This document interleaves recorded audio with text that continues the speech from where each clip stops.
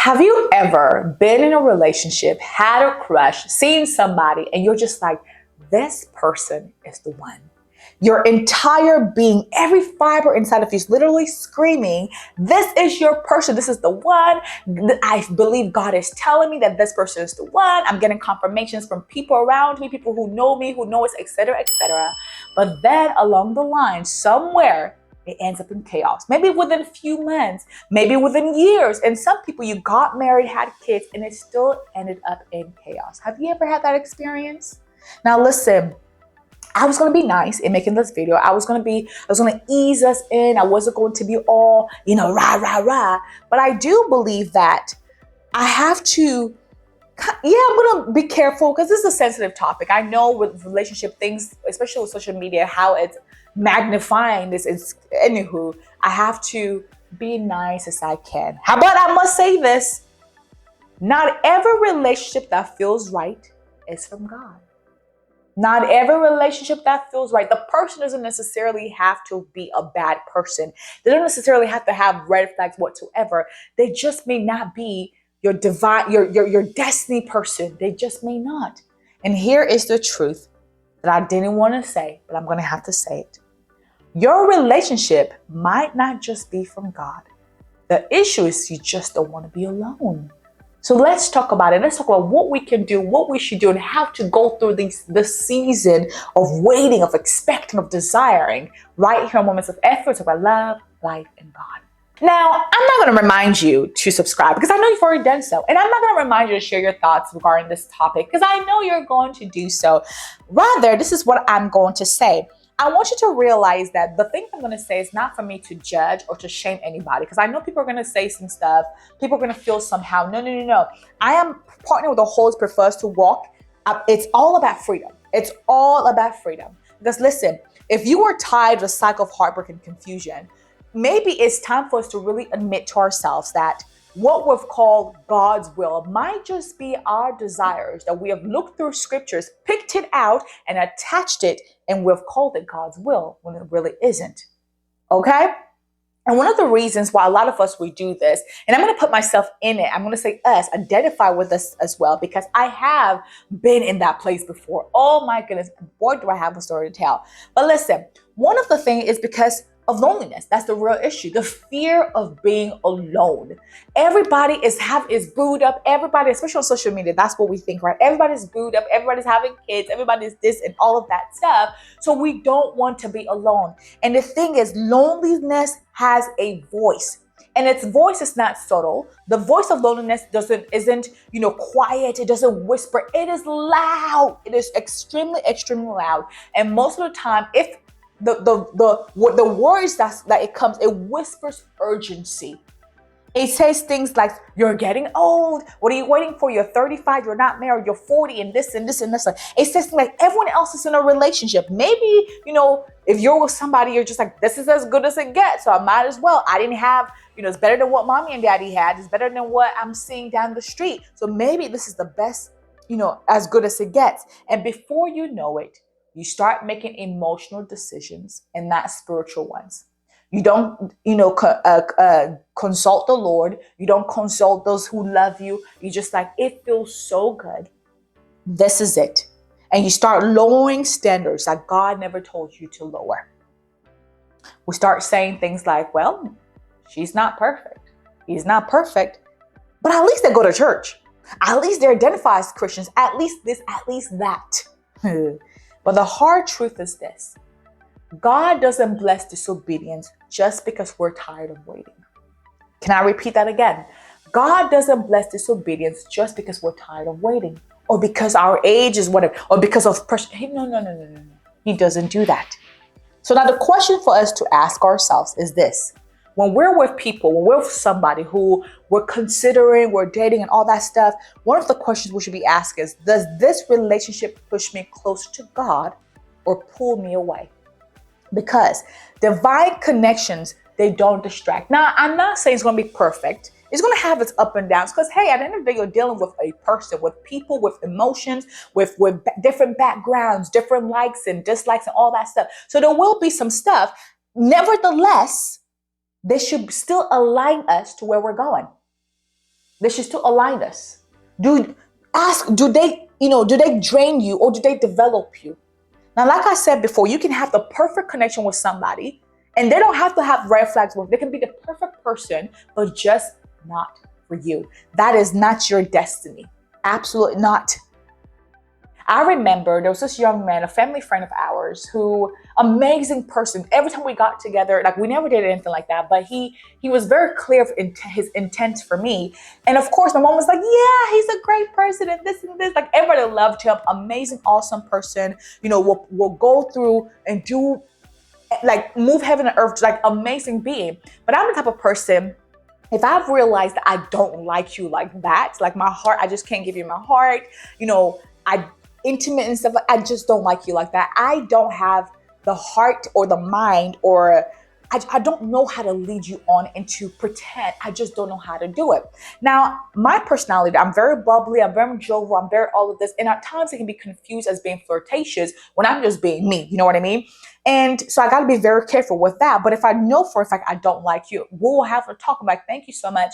I know you like me. You've told me and all that stuff, but I don't feel the same way. I would like for us to still be friends if you want to. And I've had many of those conversations, not to say I'm, whatever, but I will tell you up front.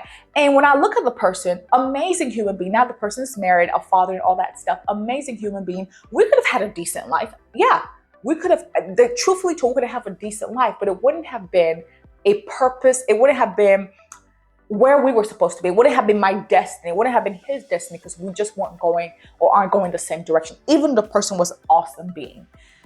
Okay, and I say this to say that it's not always because the person's a bad person. No. It doesn't. No, it's not always that.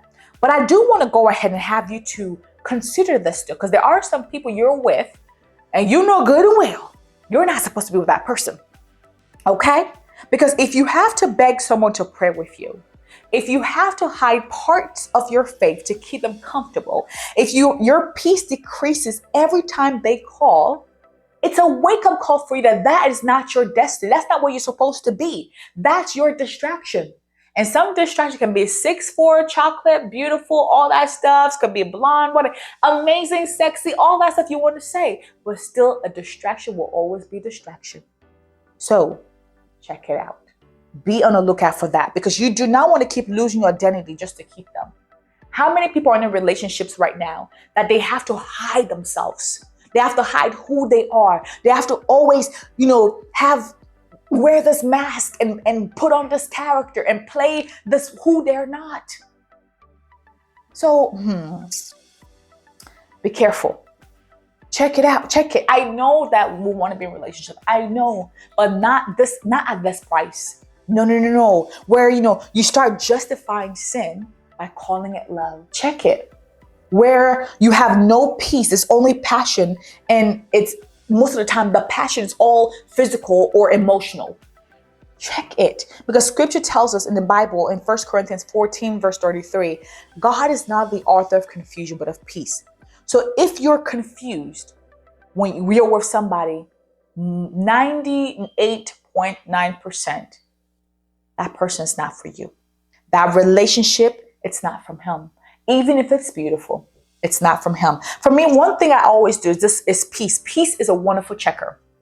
I always say, no matter how good a thing is, if my peace lifts, I need to check that. I need to go back to him. God, what is going on? Like I was saying with a person, amazing, but even though sometimes there are times that let me entertain the idea of a relationship. At least, maybe I could grow to love him, or maybe, we can just try whatever. But every time the thought came to mind, there's no peace about it. It was just like, yeah. And it wasn't like, oh, my heart is thumping or something. No, it was just like, I could not have that rest. I could not have that peace about it. So I knew, even though he was a good man, he is a good person, it just wasn't for me. That peace lifts. So you have to always check that, because God, once again, is not the author of confusion.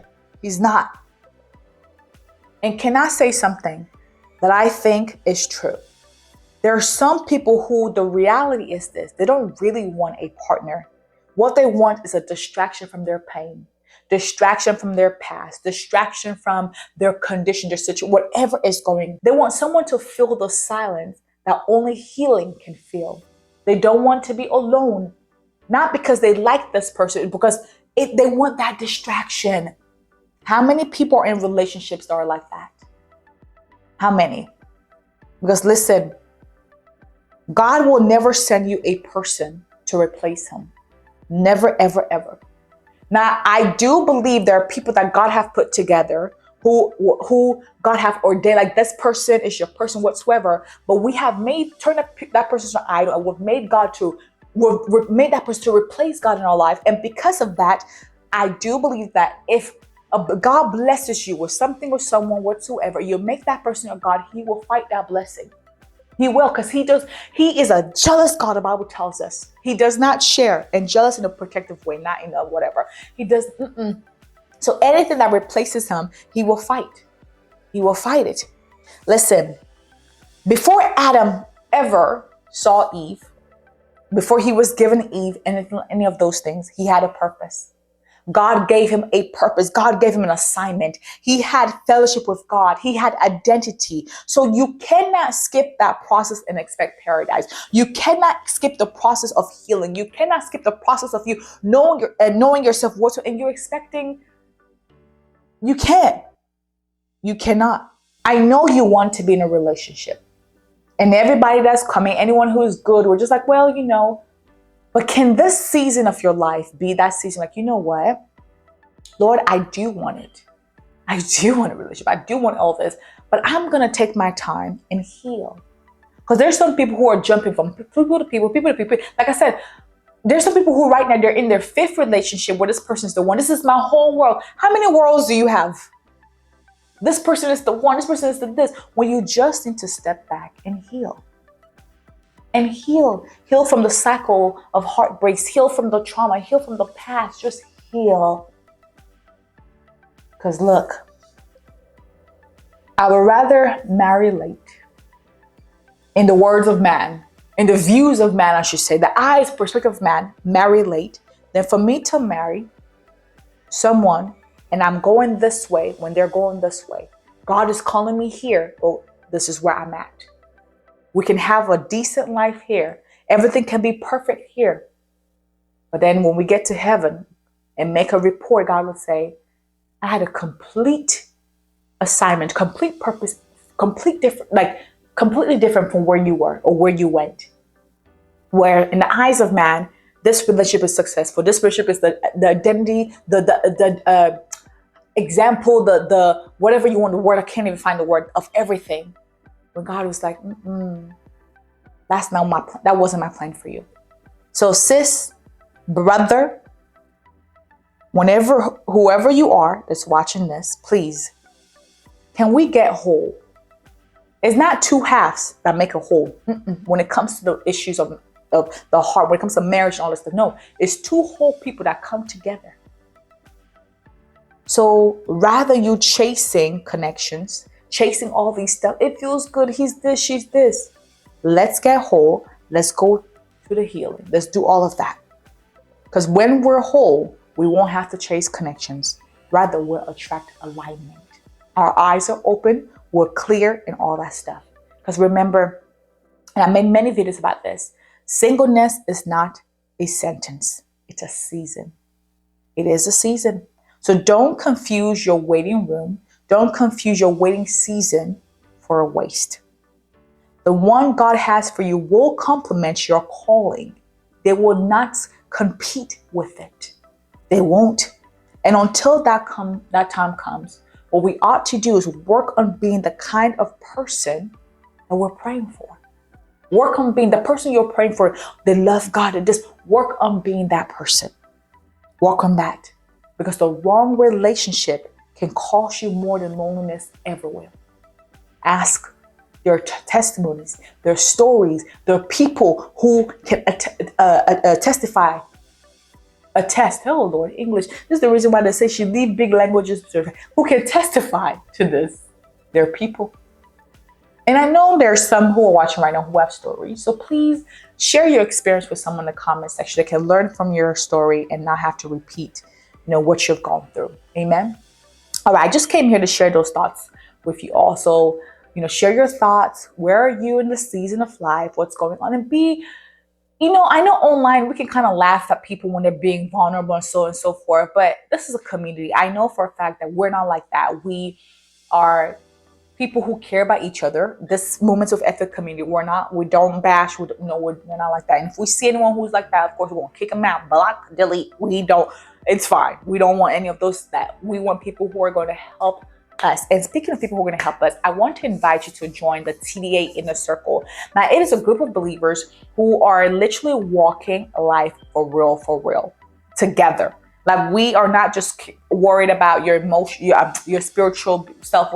No. It's about your whole being, your body, your soul, your mind, your spirit, all of those stuff. So if you are interested in joining that, you will see the information in the description. You also see it on your screens, the QR code. So definitely join our TDA Inner Circle. And by the way, we do have a vetting process. So it's not like everybody who registers get into it. And the reason being is that we want to make sure we're our brothers and sisters keeper. It's not just a group that you join. No. We want to make sure that we're all pieces of puzzles, that we fit each other. Does that make sense? I hope it does. Anywho, that's all I have to say. Thank you so much for watching. If you have yet to subscribe, to like, to share this video, please go ahead and do so. Check out these other videos, and I'll see you right here next time. Moments of Effort. It's about love, life, and God.